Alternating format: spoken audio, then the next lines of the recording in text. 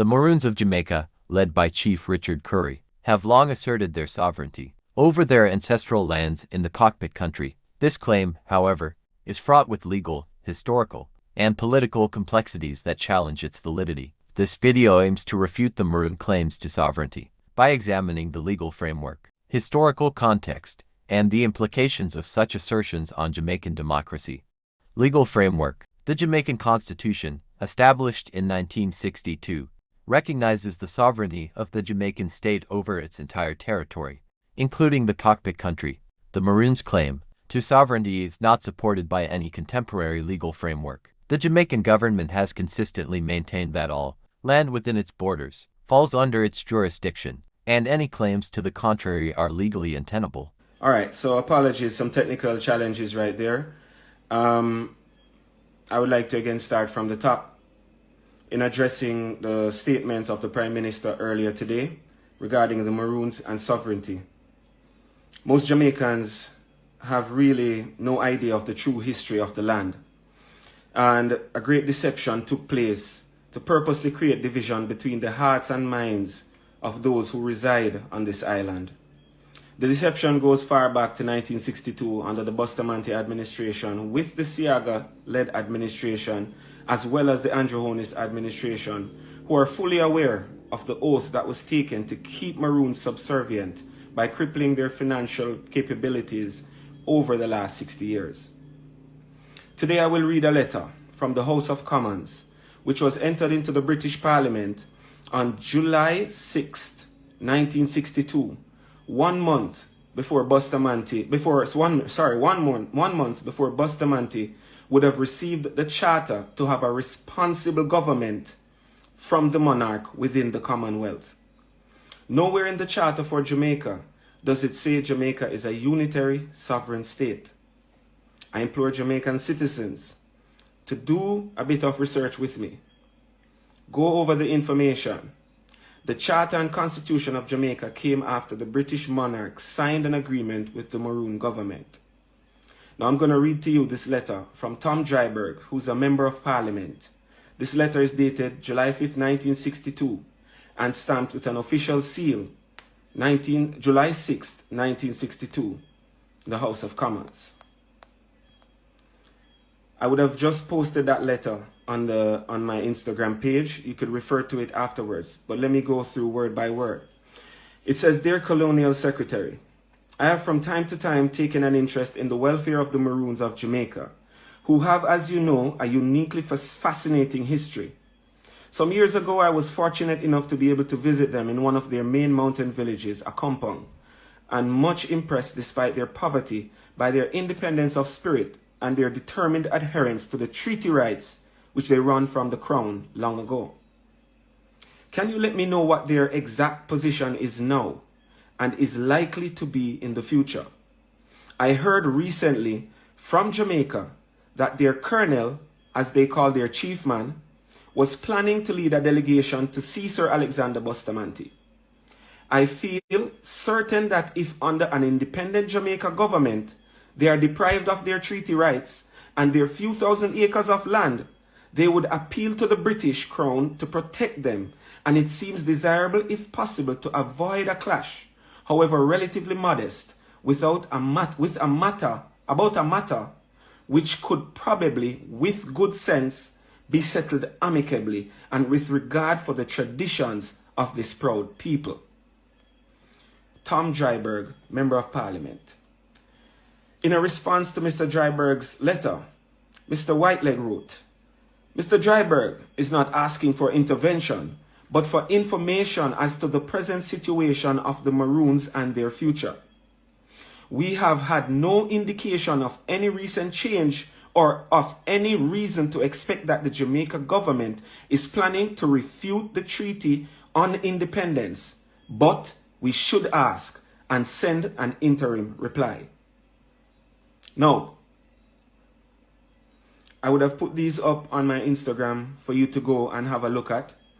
And take a real deep take a deep breath while you read to try and decipher what it is that is being said in that letter. Now, I recognize that Dr. Lloyd Barnett, who is being relied upon for legal standing on Jamaica's position with the Maroons, states in his constitutional review from his book that the island was terra nullius, which means that there was no one here before the British. This is a highly ignorant statement from a lawyer who should know that indigenous people were here before the crown, because we had fought multiple wars before the British Empire. This legal stance that Jamaica government is defending is actually keeping Jamaica from having a republic and keeping it as a responsible government under the monarch. The Jamaican government is a professional at begging the world. We're selling out our natural resources, we're selling out our lands. These are regular day-to-day conversations that permeate the island, as the government does not own its roads nor its airspace, amongst many other things, which is why Maroons will not subject themselves to a municipality, because Mr. Honest and his cronies will try to take our ancestral estate, the cockpit country, and sell it to the highest bidder.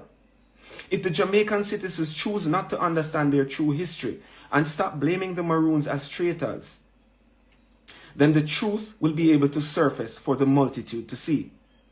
Today, in this era of time, it is globally accepted that nations have a reciprocal relationship as it deals with extradition. So when one reads the treaty, it's not hard to see that Jamaican citizens who were slaves at the time under the British Empire had a choice to join the Maroons under Codger or his successors and be protected. Those who were fugitives from criminal activities or wanted to disobey the treaty agreement would be returned, similar to how extradition works today. This is clause 6 of the treaty. There are two types of people on the island: those who are willing to be righteous at all costs and defend their estate from theft, and those who remain as house slaves and gatekeepers for the corruption of leaving the Maroons out in 1962.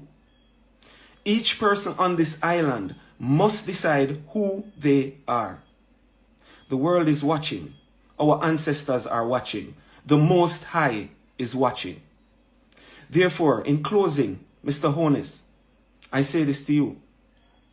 We, the Maroons of Cockpit Country, descendants of the first people of the archipelago now called Jamaica, would like to remind you of a few things. Jamaica is not a unitary sovereign state. Elizabeth II of House of Windsor is your queen and sovereign. Jamaica is simply fully responsible in Elizabeth's Commonwealth. 2, you are a signatory to the United Nations Declaration on the Rights of Indigenous People. Please go read this. You are an intelligent man.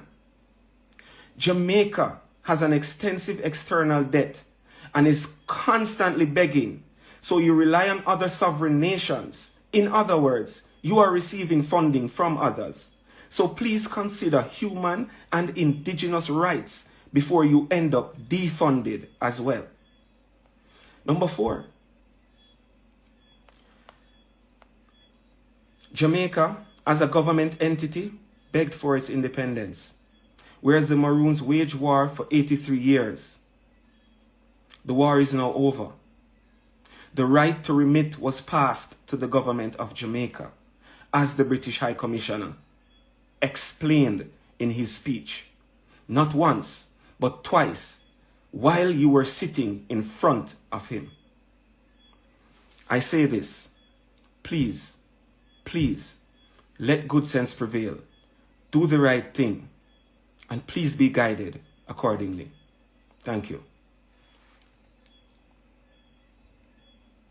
Historical context. The Maroons' claim to sovereignty is often based on the 1739 treaty with the British, which granted them land and autonomy in exchange for their assistance in capturing runaway slaves. However, this treaty was made with a colonial power and does not hold legal standing in the post-independence era. The treaty's relevance has diminished over time, and its terms cannot supersede the authority of the modern Jamaican state. Political implications. Chief Curry's stance has created significant political tensions. He has publicly denounced the Jamaican government, stating "We are not subject to the laws of Jamaica. We are a sovereign people." Such declarations undermine the unity and governance of the Jamaican state, posing a threat to national cohesion and democratic principles. Social and economic impact. The assertion of Maroon sovereignty has broader social and economic implications. It creates uncertainty over land ownership and usage, potentially disrupting local economies and social structures. The cockpit country is also a critical ecological area, and disputes over its control could have significant environmental consequences. Conclusion. While the Maroons have a rich cultural and historical heritage, their claims to sovereignty are not supported by contemporary legal and political frameworks. Chief Curry's assertions, though rooted in historical treaties, do not align with the realities of modern Jamaican governance. Upholding the sovereignty of the Jamaican state is essential for maintaining national unity, legal clarity, and democratic integrity.